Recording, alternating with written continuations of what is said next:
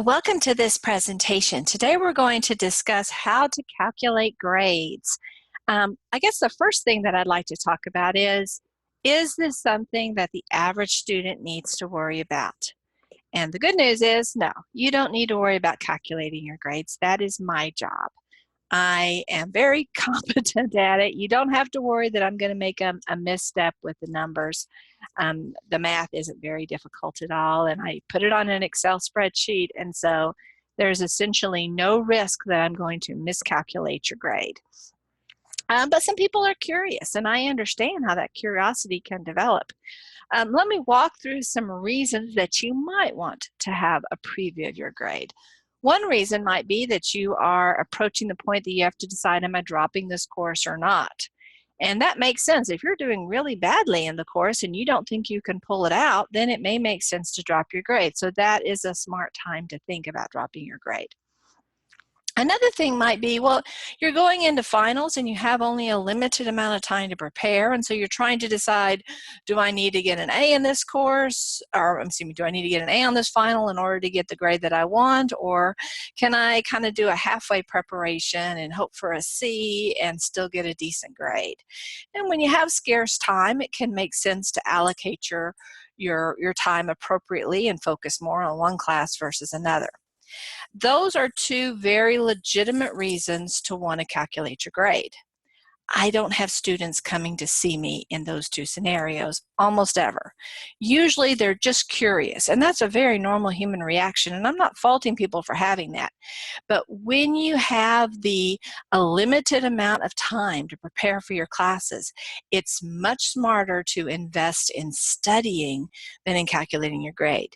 Because calculating your grade isn't going to make that grade go up any higher, and it's not going to make that grade go any lower. But studying will make a dramatic effect on your grade. If you spend an extra hour studying, you can almost guarantee that that's going to flow into a higher grade for you, at least on that particular test.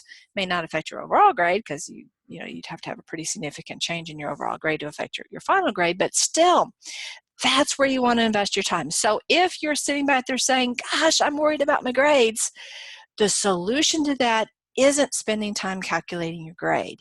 The solution to that is spend more time studying. So if that's where you are and you just are really wanting and you're concerned about your grades, turn this video off now and spend the hour that you would have spent calculating your grades, spend it on prepping. If you're still here though and you want to figure out how to do your grades, I'm going to show you. I don't do this for students, and the reason I don't do it for students is a couple of fold. First of all, as we're approaching finals, I get lots of students coming to my office hours, and if I'm spending time helping students calculate their grades, that means there are other students that I'm not able to help master the material. Calculating the grades is just a mathematical activity. It's something that you don't even need algebra to be successful at. And so you really have all the tools that you need to do this. Once you watch this video, you can do the math. And if for some reason math is just really, really not your thing, then just sit down with somebody who is a little bit more into math and they will be able to calculate your grades. There's no heavy duty math involved in this. So I don't want to take time away from students who are trying to master material by having students, by doing calculating folks' grades. The second reason I don't like to calculate grades is that whenever I'm doing this for a student, there's always a chance that because I'm not using the Excel spreadsheet, that I make an arithmetic error, that I add when I should subtract or I multiply when I should divide, and I may give some information that's incorrect simply because I'm rushing through it. And so that might create some wrong expectations. So that's the other reason that I don't like to do the grades. When I actually calculate grades, I check and recheck and check again. There's a three-part process that I do. But obviously I can't do that in the middle of class, and so, or excuse me, in the middle of my office hours. And so there is a small chance that I'll make an error, and I don't want to lead someone to think, oh, I'm going to get an A, and then they end up getting a C because when I was typing in the value into the computer, I added an extra digit or something along those lines. So I don't calculate grades for students. I show you how to do that, okay? And that's actually better for you because once you know how to do this and you want to spend the time doing it, you can come up with 50 different scenarios, much more than we could do in class. So the first question is, do I want to do this? And hopefully, if you're still watching, you've decided you do want to do this. But again, at any point in this process, boy, I'd sure prefer you to be studying the course material and not spend it on the math. The second thing I want to point out is that many times people come to me because Canvas is giving them values and they think to themselves, gosh, it seems like my grades are pretty good, but Canvas is saying I'm failing. And so they get worried. Here is the takeaway. Always, 100% of the time, without hesitation, ignore any calculations Canvas has given you. They are garbage. I don't program Canvas. The reason that I don't program Canvas is that Canvas doesn't have the sophistication to do the hard math that I need to get the values right. But if I were to program it, the numbers would be kind of close. And that would be misleading for folks. So I intentionally don't program Canvas. So there is no chance in a million years Canvas would ever be right. So ignore those values. If I could turn it off, I would, and in some classes I'm able to. But just ignore it. Walk away from that, only look at the values. So if you're looking at Canvas and saying, gosh, those values don't seem right, you're right. You're done. You don't need to go any farther with this. Canvas's calculations are not meaningful. Okay, so you've decided you're going to do the calculation. Let's see how we're going to approach it. Well, the first thing we need to do is figure out the formula from the syllabus. So let me just pull up a syllabus here. I'm going to do this for my business law course, but any syllabus would be fine for you. Well, obviously, you'd work for the syllabus in your course. So I'm going to go, and you can see the syllabus. The first page has some generic information, and you go, and it's usually halfway or in the later part of your syllabus, you'll find the equation. Here is the equation for this particular class. My equations are not the same in all of my classes, so you'd need to find the equation that is applicable to your particular class. My suggestion is for you to copy this equation and to plop it down in a Word document or some other Google Docs or something like that, so you'll have this to refer to. You have to have this equation. There's nothing in the Canvas grading system that's going to give you this information. Sorry. So we have this information in our equation. Then what you need to do is you need to go through Canvas and list all of your grades from all of the categories. So you can see discussion participation. Well, I have my discussion grades here. Chapter quizzes, I have my quiz grades here. Chapter assignments, I have those grades here. Midterm, I have that. Final exam, I have that. I do not have an orientation grade, so let me just make one up for that purpose here. Orientation grade, we'll say it's out of 100.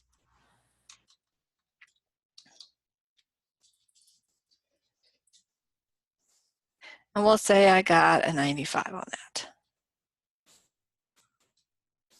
Okay, so we have all of our categories of grades.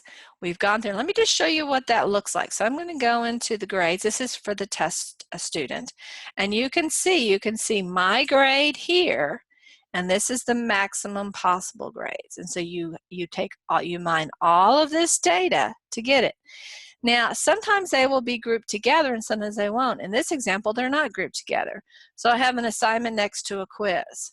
Even though I have assignment group, in this particular class, I, the instructor, did not group it. Again, because Canvas doesn't know how to calculate my grade, so there's no point in grouping it.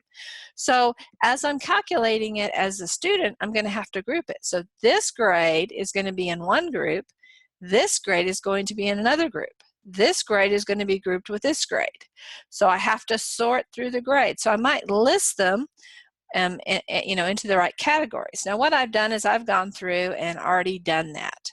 I've taken all of my discussion board grades together. I've taken all of my quiz grades together and all my assignment grades together.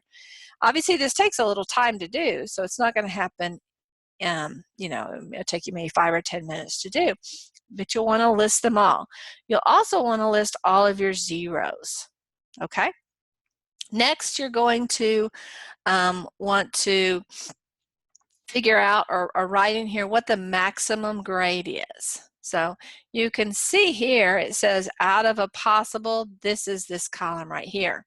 Now sometimes in some of my classes I have the potential to earn extra credit. So this might say out of a possible 21. But you know, this last point, the 21st point, is really just extra credit. So if you have extra credit in the actual number, because Canvas doesn't allow you to say out of a possible 20 and then actually have 21 points, then you need to reduce that number. So you'll want to go back and review the orientation materials to see, well, what is the non-extra credit maximum number that you have? So be careful to check on that. Usually a good warning that there's some extra credit in it is if it ends in a 1 or a 2. In most cases, I'm going to have numbers end in a 0 or a 5. So if it's ending in a number other than a 0 or a 5, most likely that 1 or 2 in this column right here in this last digit is going to be extra credit. But you'll want to confirm that by looking at the orientation material, reviewing your class notes, those types of resources. If you really can't find the information in those resources, then you're welcome to send me an email to say, hey, I see this assignment says 32 points. Should I assume the last 2 points are extra credit? And I'll be happy to answer that question if you have it. So you want to make sure this is your non-extra credit value here. So once you have your information sorted, the rest of this is just some simple math. So let's go ahead and work on the simple math. Oh, so, okay, let me just go back to our sheet here. So I have found the formula in the syllabus, and I've listed all of my grades, and I've noted the maximum point value without extra credit. Okay, and now, again, I can do this all in one step, 3 and 4 together. I'm going to sort them into my various categories. Now, sometimes usually my categories have just one element in it. For example, I put all of my quizzes in one category, and I put all of my assignments in another category. Sometimes, though, the syllabus may say, well, this particular category includes assignments and quizzes, for example. And so then, of course, in that situation, you're going to put all of our assignments together and all of our quizzes together. So you'll want to look at the language here. If there's 2 categories that are combined, you'll need to combine them in this situation. Okay, so we have our items sorted. Now we're going to remove any grades that are not applicable. Let me just show you how that's going to work. I'm going to go back to home.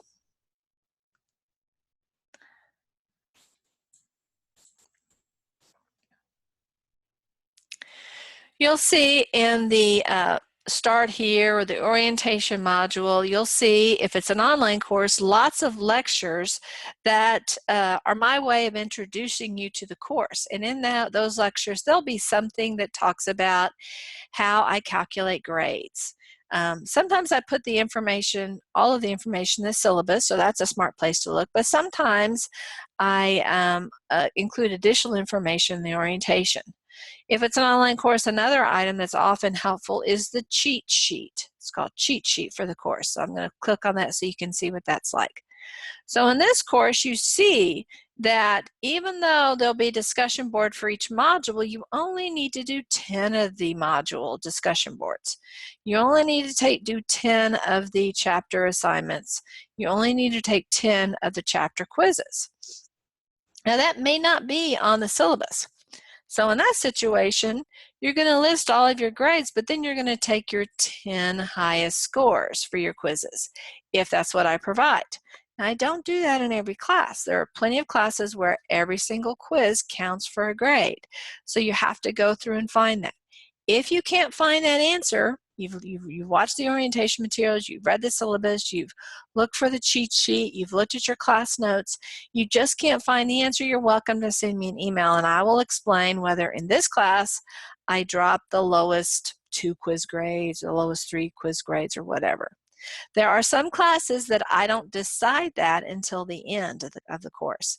And so what I might tell you is, right now I'm going to count them all, but that might change. Okay, so in that situation, my suggestion would be to assume no grades are being dropped, but be on the lookout as we get closer to finals. I may say to the class, I'm going to drop your lowest grade or something along those lines. Okay, so we now know how, we now know which grades to drop.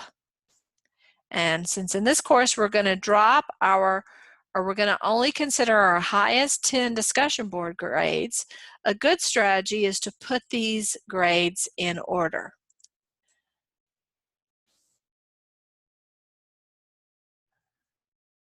Here we go. I don't know if they're going to let us sort.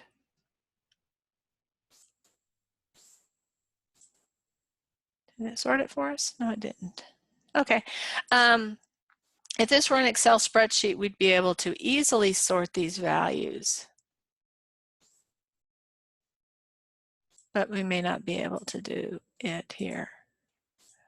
Okay, so we might just manually do a sort here, but if you're doing this on an Excel spreadsheet, which I recommend, we're going to put these in order. So I'm going to list them here. So I'm going to put my zeros first. We have a 0, a 0. I'm going to put them in yellow once we've listed it. We have 1, 2, we have 2 threes, 3, 3, and we have 1, 2, 3 fours. 1, 2, 3 fours. And now we have 1, 2, 3, 4, 5, 6, 7, 8. 1, 2, 3, 4, 5, 6, 7, 8. You can see that I have the same number. I've just put them in the correct order. And now I know, according to my cheat sheet, that for the quizzes, I should only take the top 10. Take the top 10, the highest 10 scores. So I'm going to go count back. 1, 2, 3, 4, 5, 6, 7, 8, 9, 10. So these I'm not going to consider. The way I do it is I just do a strike through. Okay, so I now know the discussion board grades that matter to me. Now, if I already had 10 5s in my discussion board, that could also remind me or let me know that I don't need to participate in the discussion board anymore, because the maximum I can get is 5, and I already have 10 5s, and the instructor is just going to be looking for 10. So we would do the same thing here with quiz grades, and the same thing here with assignment grades. But looking at this one, 1, 2, 3, 4, 5, 6, 7, 8, 9, 10, we can see that we have 5 zeros, so I'm just going to make those go away. That one's an easy one. Actually, those are our bottom grades. Here, we only have 1 0, so I'm going to make that go. Let me just make sure I have 1, 2, 3, 4, 5, 6, 7, 8, 9, 10, 11, 12, 13, 14, 15. Okay, so I'm going to make the 7 go away. That seems to be a low one. I think 10 is also a low one. We'll go with 14 and 15. Let's see how many we have now. 1, 2, 3, 4, 5, 6, 7, 8, 9, 10, 11. We'll get rid of this other 15. So now I have 10 values and they are above 15. 1, 2, 3, 4, 5, 6, 7, 8, 9, 10. So I've found my highest 10 values in all 3 of these categories. So what do I do with that? Well, all I have to do is just go into a calculator. I just type in calculator here into my computer, and I'm going to take these values. So we can see I have 2 4s and 8 5s. So I just do 4 plus 4 plus 5 plus 5 plus 5 plus 5 plus 5 plus 5. 1, 2, 3, 4, 5, 6 plus 5 plus 5. 1, 2, 3, 4, 5, 6, 7, 8, 9, 10. Okay, so we have all of my grades that matter for the discussion board. I hit plus, I have a total of 48. To find the average, I have to add them up and then divide by the total number that I'm counting. I'm counting 10, so I'm going to divide it by 10. So my number is going to be 4.8. I always do a reality check at this point. Does that number sound about right? Well, it sure does, because my values are 4 and 5, but the vast majority of my values are 5. And so I would expect it to be very close to 5, but a little bit less than 5 because I have two values that are less than 5. So this is a number that, kind of makes sense to me according to kind of common sense. Oops, here we go. Now let's do the quiz grades. Again, it's the same process. It's a little bit harder because these numbers aren't quite as easy. So I'm going to do 18, 19, 20. 18 plus 19 plus, 20 plus, and then we have 17, 16, 18 plus 17 plus 16 plus 18.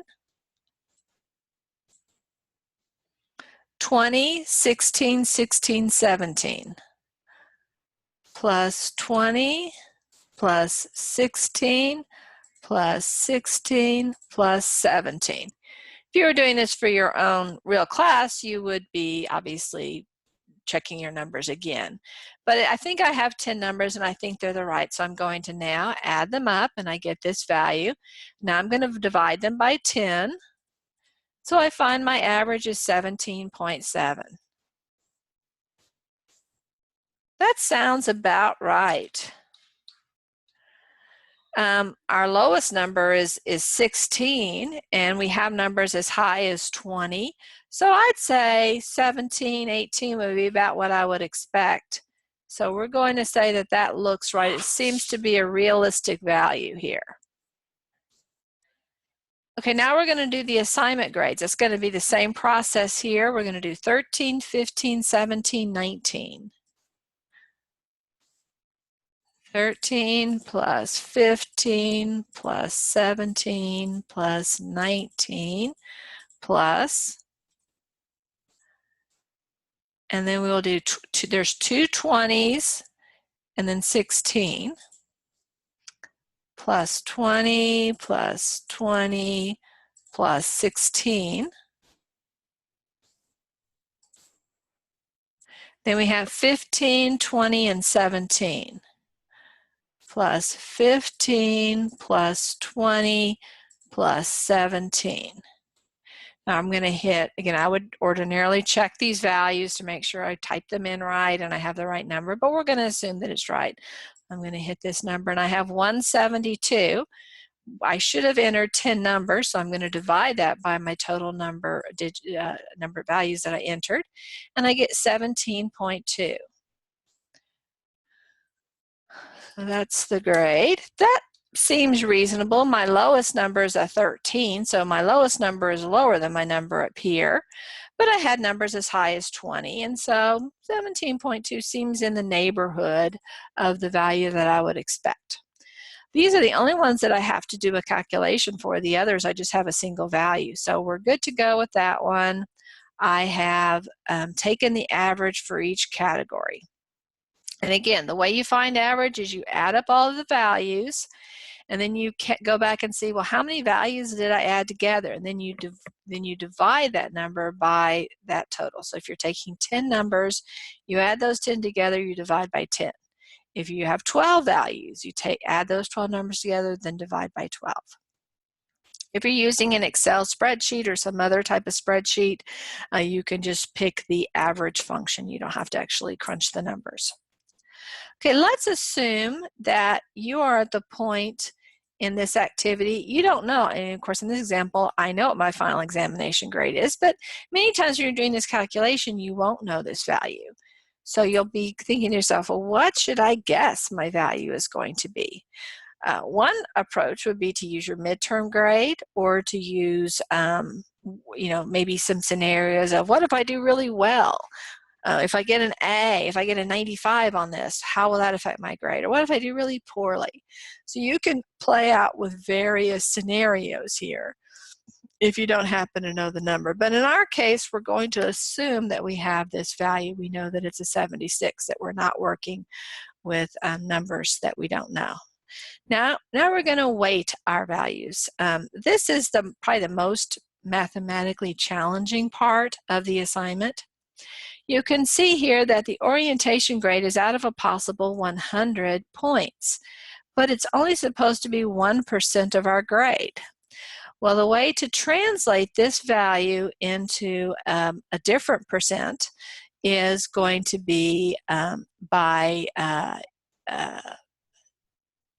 in this case, we're going to multiply this by, let's do a little time sign, by 0.01. 0.01 is the equivalent of 1%. And when we do that, we're going to find that the value is 0.95. Now that makes sense, right? Because this is almost 1%, or almost 1 point. And this is almost a perfect score. So this number makes sense. You could see, well, 95 wouldn't make sense to add 95 to your number, because your maximum number in this activity is going to be 100, because 100%, all this is going to add up to 100%. So you would expect this value to be either 1 or slightly below 1. So this looks like a pretty reasonable value. So it's always good to double check to make sure your math calculations are making sense. So we have this value here. This is out of a possible 5. And we can see here that our discussion participation is 5% of our grade. So this one we don't have to do anything for. This is already correctly entered. Many times on my activities, I will have it be that value. I mean, it's kind of not an accident that the same value. And so this is an easy one. You can see with our quiz grades, we're supposed to have it at 20, and I have it out of 20 points. So again, we're just going to be able to take this grade. We're not going to have to do anything with it. We can see our assignment grades are also 20%. So you're going to be able to just use this because it's out of a possible 20. So it's out of a possible 20, and it's 20%. There's nothing you need to do to correct or to change that grade. But when you get to the midterm and the final examination grades, this is going to be out of 100 points. And you can see our values here are 25 and 29. So we have to change this value into a percentage. If it's out of 100, like we have with the midterm and the final and this orientation grade, all you have to do is multiply it by the percentage. So in this case, it's going to be 0.25. In this case, it's going to be 0.29. Right. So that's how I get these two values. So we're just going to stick this into the equation. 74 times 0.25, that gets us 18.5.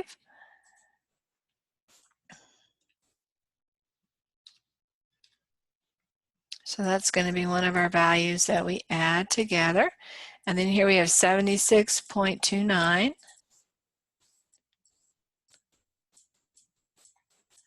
And that gets us 22.04. You could round it to just 22, but I'm going to keep it this way. Okay, now I kind of jumped the gun here though, because I had some extra credit, and according to the extra credit, it's supposed to be added to my midterm grade. Now, sometimes I will set up Canvas so that the midterm grade shows the extra credit points, but I will make that clear in the heading. And so in this case, there was one column or one point that says add 3 points, and then I just have the midterm grade without the 3 points.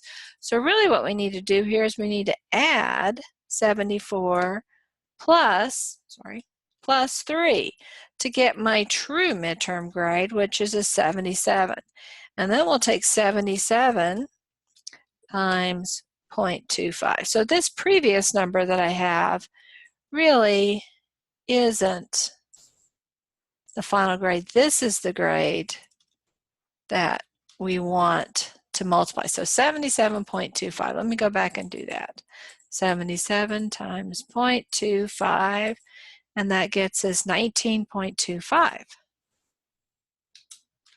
19.25. So you can see that those extra 3 points resulted in me getting almost a whole point added to my grade, to my final or overall grade. So we've taken care of that. Sometimes what I do is once I've added these types of additional details, I'll just mark it out. So if I add up these values, I should get my total for the course. So I'm just going to go down here and add them up. So I start out with 0.95. Oops, sorry, don't mean to have that set up. 0.95, and then we need, let's do a little plus sign, plus 4.8 plus 17.7 plus 17.2 plus 19.25 plus 22.04. This value added together will get us our overall grade according to this equation. So let's go ahead and add this up. 0.95 plus 4.8 and 77.7. Oops, wait a second. I need to have a plus sign there.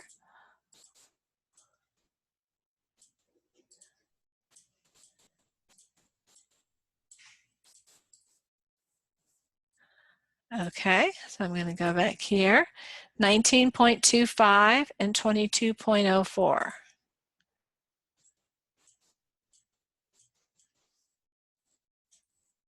And again, you're going to recheck these numbers, making sure you have the right number of numbers and that the numbers are correct. But I'm going to just assume that they're right, added together. It looks like this is an 82.3.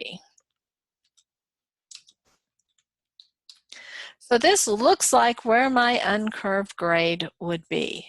As I look back over this, I'm probably going to say, yeah, it looks about right.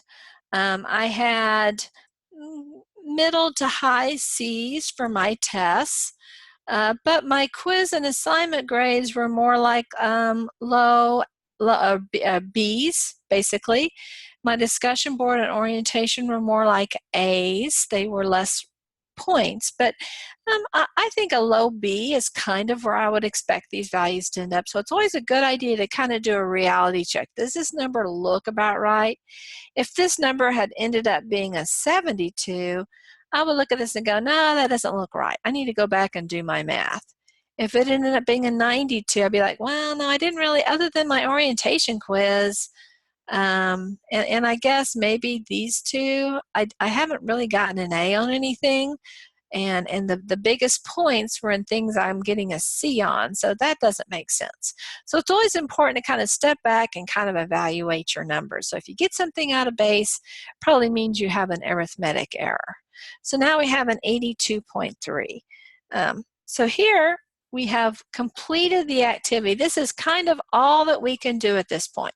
But let's say, you know, I assume maybe I don't know what I've gotten on my final exam. And so now I want to play around and see, well, what if I were to get I don't know, a 95 on the final? Is there any way I can get this to an A? Well, we see here, these are the points that are relevant to the final examination. So we can play around and see how much can this number go up and how much can it go down. Well, let's just imagine I get 100 on the final. So 100 times 0.29 means the maximum value here is 29. So I could go back and do this, replacing this 22.4 with 29. That would mean I could get 7 more points, right? Because 22.04 is basically 7 points lower than the maximum I can get of 29. With 7 additional points, I would be at 89.3. That doesn't look too reasonable to expect that. Now maybe with a curve I might get an A. So if I really am very eager to get an A in this course, it's not mathematically impossible for me to get an A, but unless I was unusually not paying attention for the midterm, ill, or just not able to focus or whatever, probably an A is not going to be in the cards for this course. But I might be thinking to myself, well, gosh, I've got a low B. Maybe this could turn into a C. What if I were to only get a 65 on this test? I don't know yet what I'm getting on my final. Well, let me see. If I get a 65, am I going to lose my B? Okay, so what we would do now is we would just go in here. We take 65 times 2.09, 0.29, I'm sorry. You can see it's 18.85. So that's about 3 points less than what we have here. So it is right. With this value, I would be below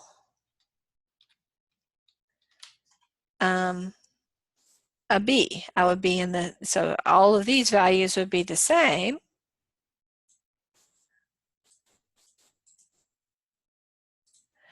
But I would have 18.85, and my overall value would be, let's just go back and figure this out just to play around. This is how you can experiment if you want to. So 0.95, 4.8,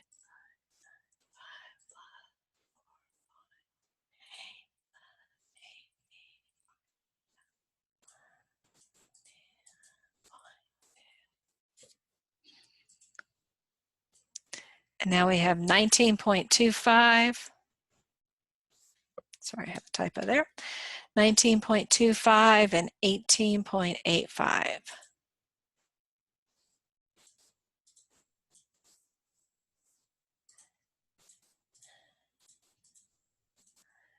And you can see it works out to be 78.75. So with a curve, it's still possible I could get a,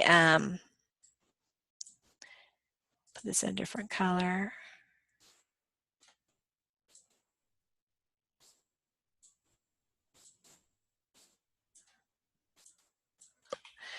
It's still possible that I could get a B, but I probably want to at least try to get above a 65.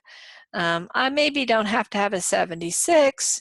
You can see I probably need ballpark about a 70 to guarantee that I'm going to be in the 80s. So again, you can play around, enter various numbers to figure out what those values are. There's nothing magical about what I did. So what I suggest you do in this presentation is go back and watch it a second time and pause me so that you can do the various tasks that I was doing at the same time to make sure it works out. At the end of the day, you want to do a reality check on your values. If you are consistently getting C's and you're coming up with you failing the course, it probably means that there's a calculation problem. Or if you're consistently getting B's and the grades seem to show you have a high A, that's a reason to think maybe I'm doing some calculation problem incorrectly. So if you find yourself in that situation, go back and check your math. Maybe sit down with somebody else who's maybe a little bit more comfortable in mathematics to figure out what the value is. Or, and this is what I really recommend, put this aside and say, wait a second, math is not for me. I'm going to focus on studying, because I promise you an hour studying the material is going to help you get to that successful goal that you want a lot more than you spending an hour calculating your grade. That may help you be successful in the math course that you're taking because you're practicing math skills, but it is not going to move your grade up or down by one little bit. It's my job to calculate your grade. It's your job to perform the work that's going to be calculated. So anyway, I hope that this information has been helpful.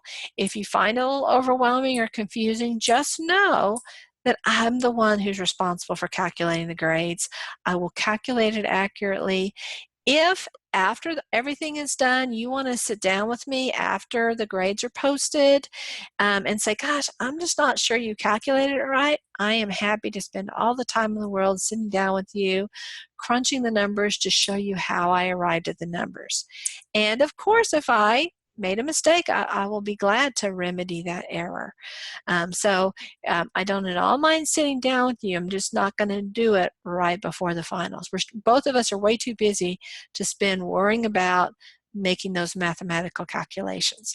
I hope that this has been helpful for you and encouraging for you. Oh, one more thing I want to talk about is I've mentioned the average grade and, or excuse me, that I sometimes curve grades.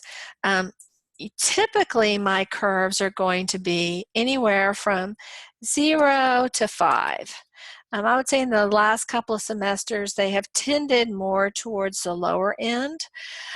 Sometimes there is no curve, sometimes there's a 1 or 2 point curve. I've had them as high as 5, I've even had them as high as 10, although those are pretty rare these days. Usually they're 2, 3 points. So in this situation, for example, let's say you actually did get a 65 on here and you made this calculation, there's probably a better than even chance that yes, you will get a B.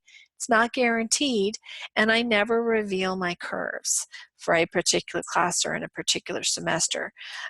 So you won't know whether I added 2 points to a particular class or 1 point to a particular class. That's going to vary depending upon the semester.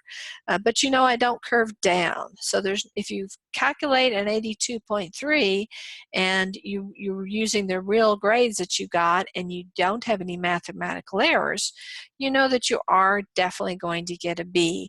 I'm not going to drop that down to a C. Well, anyway, I hope that this has been helpful. Good luck on the tests that you're taking and the various activities that you're taking. I know that you'll be successful if you study hard. Take care. Bye-bye.